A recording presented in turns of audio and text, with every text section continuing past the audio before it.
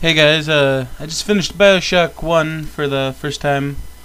I know it's a little bad that I haven't played it before that, but it's just one of those games that came out during like all the game time. It was released in 2007, around the time when Halo 3 and Call of Duty 4 was released, so that's mainly why I didn't play it. But I rented it finally, and I have to say it was an amazing game. It's been a while since I've played a really immersive game like this. It's like, I don't know, the last game I think that had the as good as atmosphere was probably Shadow of the Colossus. There's just, I don't know, there's something about like abandoned areas that just, it's such an awesome concept for me. But yeah, Bioshock came out in '07, like in August. It's made by, who is it made by? It's made by 2K Games, I believe, or it's actually developed by Irrational Games, but I guess 2K Games publishes it.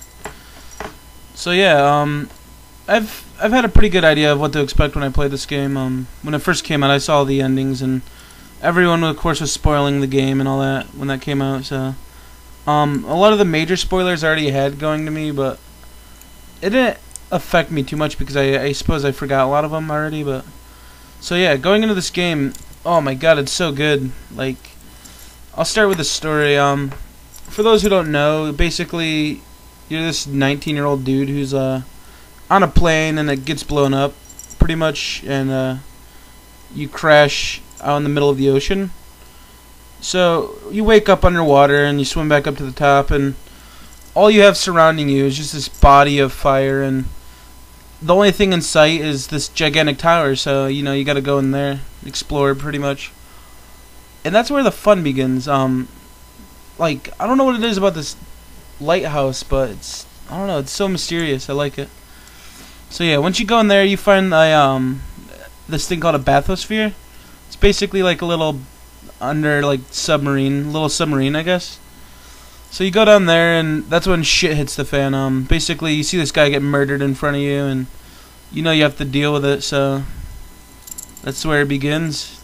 I don't want to spoil anything, so I'll just leave it at that. I'll just say the game is very atmospherical, and the music, it flows with the game pretty nicely. There's some really awesome psychopaths in the game. I suppose this isn't really that big of a spoiler, but you'll come across this doctor who's like psychotic, and he wants perfection and shit. So you see him cutting up bodies, and it's pretty gruesome, and it's awesome. But yeah, and then there's this other guy who wants you to take pictures of dead bodies because that's true art in his opinion, and it's really awesome. Oh god, I don't even want to describe it. It's such a good feeling. Alright, another really good thing about this game, my problem with a lot of FPS this generation is they don't really feel fluid. This is the always good example. Look at Halo 2. That game felt amazing. Even for people who were just starting off on the game, it was such a nice FPS. Especially for a console. It had the right balance of auto aim and non-auto aim, and it flew really nicely. So yeah, basically the gunplay, you have your melee weapon, of course, you have your pistol, your shotgun, your machine gun, your chemical thrower, which can shoot different types of ammo such as flame. What else was there? There's also electric gel, which is this electric stream of electric, pretty much. And then you also have freeze, a freeze one. So yeah, you pretty much, every weapon has multiple types, but after that you have the grenade launcher, which can shoot grenades, rockets, and also proximity mines. So what else we got? Oh, you also have the crossbow, which is overpowered in my opinion. Pretty much you can shoot normal crossbow at arrows, bolts, or whatever they're called.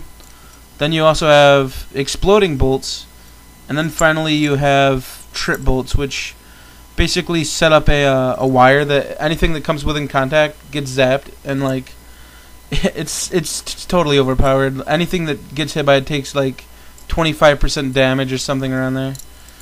It's ridiculous. Like normal enemies they die in one hit from it. The bigger bosses, they take like a lot of damage from it. Like 5 or 6 of those will drop a Big Daddy, and Big Daddies are pretty tough. Alright, and then aside from the guns, which all have multiple ammos, you also have the plasmids, which this game is known for. Basically plasmids are like spells, I guess. You use this injection to, like, syringe to modify your DNA, giving you like fire power, ice power, electric power. And then you have like some really unique ones, like you can like shoot an illusion out that will basically draw fire from you over to that. Or then you'll have like ones that if you shoot this enemy, he'll attack his allies instead of you. There's a wide variety. I would say maybe around 20 plasmids. And honestly, I didn't have to use many of them. Like telekinesis, for example. There's this one room that you have to use it to get inside of. Like there's an open window, and then there's like a key right inside that room. You gotta suck over to you. But I don't remember ever having to use my spells outside of fire and just fire and telekinesis. I had to use pretty much to get further in the game. Oh, and electricity. You have to open a few doors. But there should have been more puzzles with the plasmids. That would have been interesting. But yeah, the way it works is you can upgrade your plasmids too by using Atom. The way it works is every area has a Big Daddy and a Little Sister. Little Sisters basically gather up this energy source known as Atom.